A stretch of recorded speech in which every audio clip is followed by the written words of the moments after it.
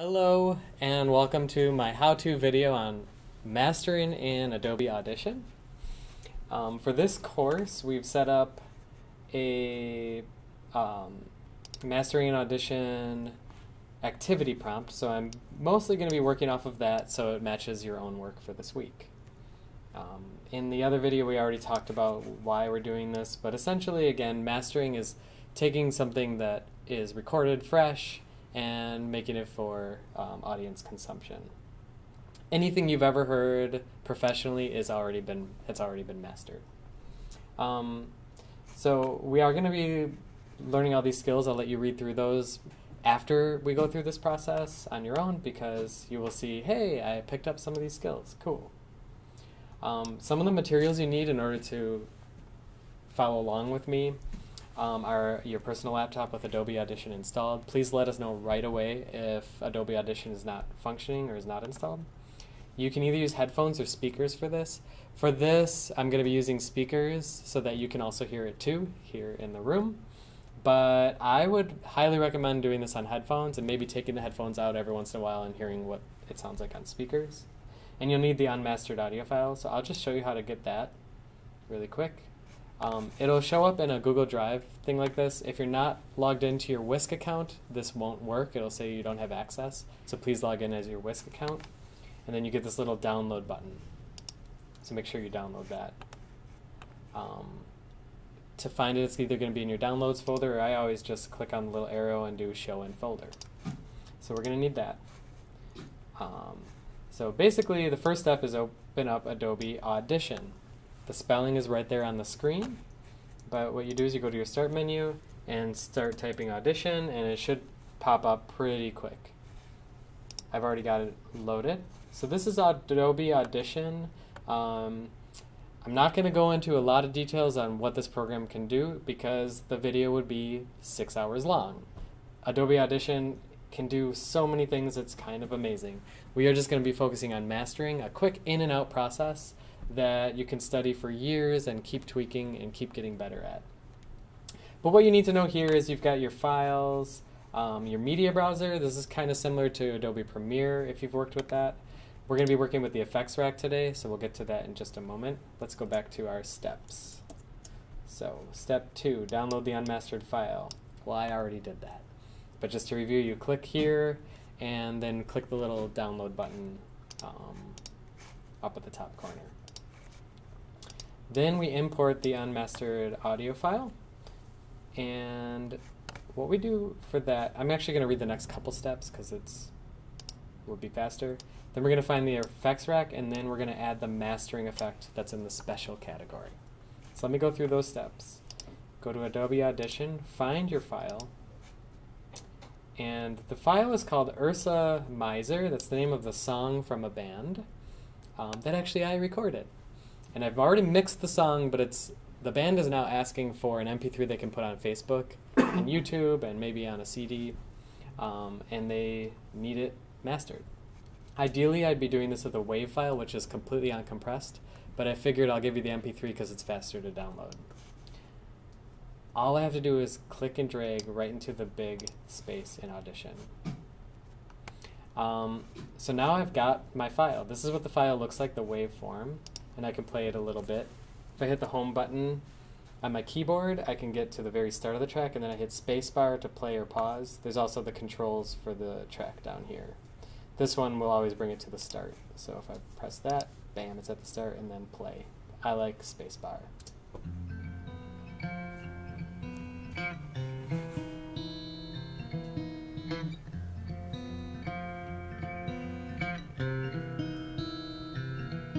Oh, you don't know the places I've been.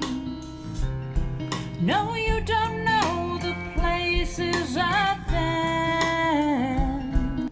So I'm going to pause it there. I hit the space bar. What do we hear? We hear a guitar introduction. It's an acoustic guitar that's mic'd. We hear a bass guitar come in, drums, and a female vocalist. All at once. Later in the song, we actually hear a second vocalist come in. I'm going to skip ahead to that. Well, but some days I can't tell. I've seen heaven So, and then in this song, the vocalists play back and forth. They'll go female vocalist, male vocalist, and back and forth, and then sing together. So anyways, that's what we're dealing with here. I'm just going to play the end of the song. When I master, I always play the start and the end of the song to see, and the middle, to see just what I'm dealing with. I've seen heaven, I've seen hell.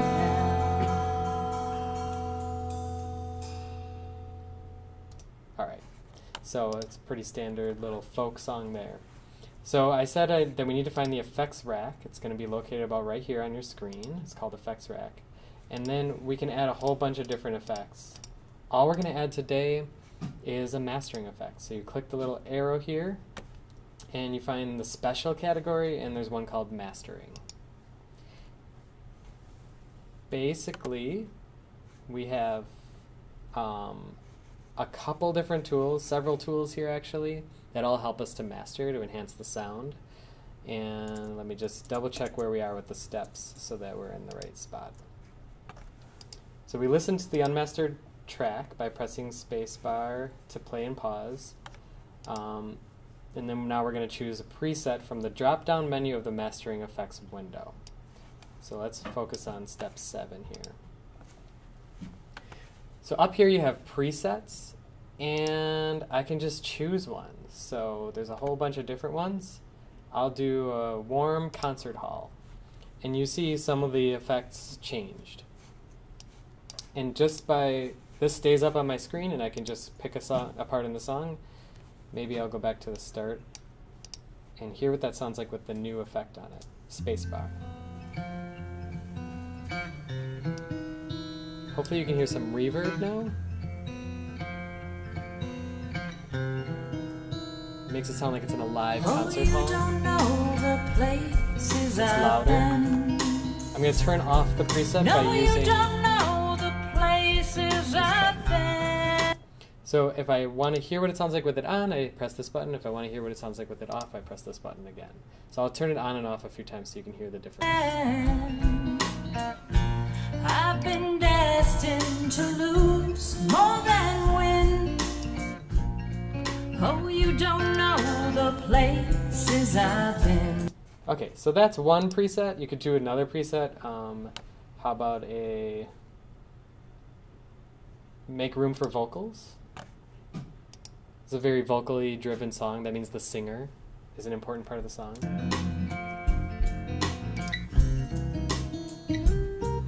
Oh, you don't know the folks I know. No, folks I know. No, you don't know the folks.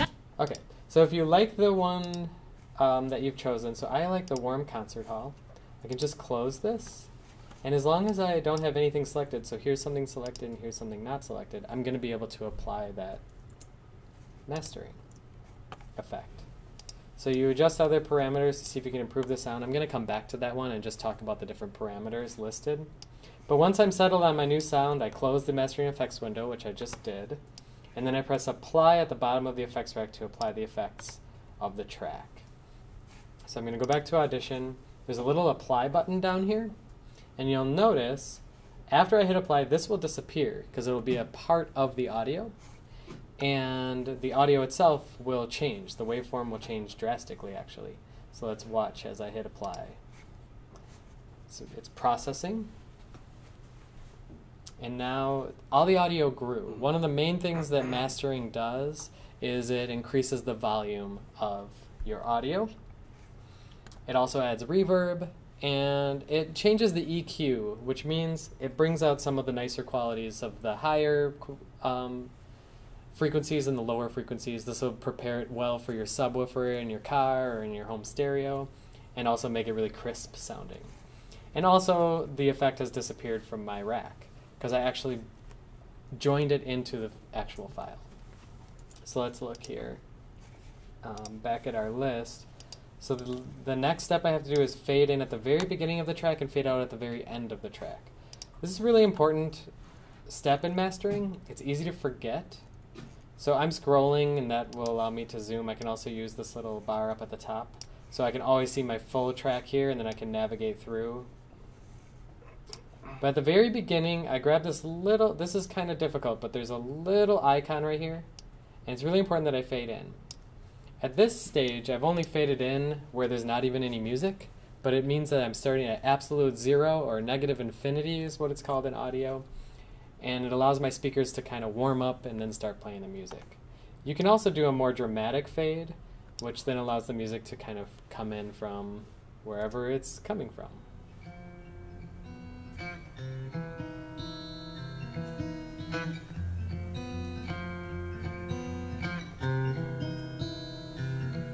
Oh, you don't know the... So a fade like that allows the listener to really get into the mood of the song eventually. And then at the end, I need you to fade out. It's the exact same thing. You just fade out. I'm just fading out the very end, but you can fade out the whole end. If you drag your mouse up and down, the fade can change. You can play with that on your own. But I'm just going to fade out at the very end. I'm not even going to be able to hear that, but again, it will cool down for the speakers, or your headphones or any of that kind of audio. So let me go back to our list of things to do. The next thing we need to do is choose File, Export, File, ... And then we'll choose MP3 as our export type and change it to 320 kbps. That's a high quality MP3. And the last thing you would have to do is just make sure you know where the file is and submit it to Canvas. So we go to File, Export, File ... We make sure we name it, so I'm going to call it AJ Master. And we choose MP3 from our list. And then for the format settings, we had to click the change button instead of 192, which is still a high quality MP3, but that would give us a file size of about 3.65 megabytes. But if we switch to 320, the highest quality they offer, you'll see we just jumped. When it jumps in quality, it also jumps in file size. Then we hit OK. And it just says you may want to keep the original file because we're changing the file that we originally imported. That's fine. So now I've exported my audio and I'm ready to go. So the last thing I want to do here is go back to, I think it was step 8. I just want to talk about those other parameters. But even if you stop the video right now, you'd be done with your project. Please keep the video going because this is a really important part of the whole process. So if we go into the special mastering, we have different tools that you could also build. So instead of the mastering tool, we could have an equalizer tool and a reverb tool and a loudness maximizer tool, all listed here. It's just nice that Adobe Audition put together a mastering suite. EQ allows you to see the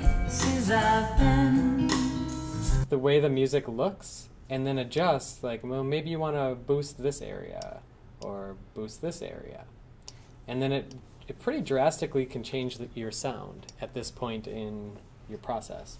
So I'll change some of the stuff while it's going and you'll see there's a major effect on it. No, you don't know the places I've been. I've been destined to lose more than win. Oh, you don't know the place. So it takes a lot of listening to music, turning things on and off in order to understand how to use EQ appropriately. But that's where the presets come in, and then you can always adjust it based on what you want to do. Reverb is just, you're going to learn more about that at Cohort, but reverb basically adds space to the recording. It makes it sound like it's in a room. And the farther up you go, the more large that room is, and the sound's bouncing off of all the walls. Exciter is this little thing, it's like a little trick that people use in mastering. It's kind of like an Instagram filter that looks kind of cool. So you can do tube, tape, or retro. I'm not going to talk much about that, but you can play around with it and it slightly changes the sound.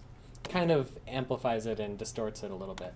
Widener does a trick with delay that makes the sound spread between your left and right ears even further than your original panning, and you'll learn about panning later, but it's basically putting in either your left or your right.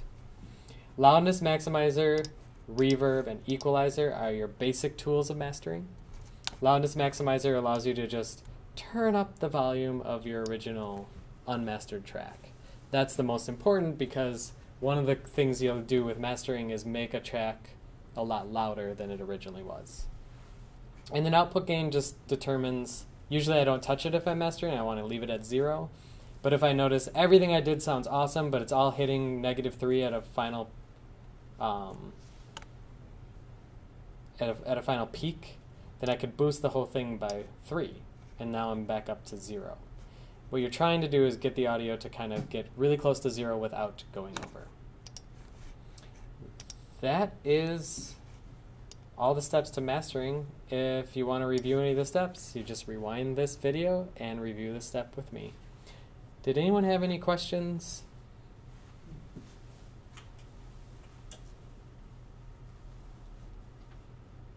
Yeah. Could you go over the exporting step just one more time, just to make Yes. sure we're on the same page there? So once you have applied your mastering with the apply button and you fade out and fade in, you just go up to File, Export, File ... It means you're exporting a file. Make sure you know where it's ending up. So mine's ending up in my downloads folder and a name that you'll be able to find. And we want to set the format to MP3. So MP3 audio. And we do want it to be 320 kbps. You change that by going here. You have all these options. Yours is probably going to be defaulted to 192, but I want to see that you found this menu. That's why we added that. Plus, it's a high quality MP3. Any other questions? We'll see you soon. Thank you for listening.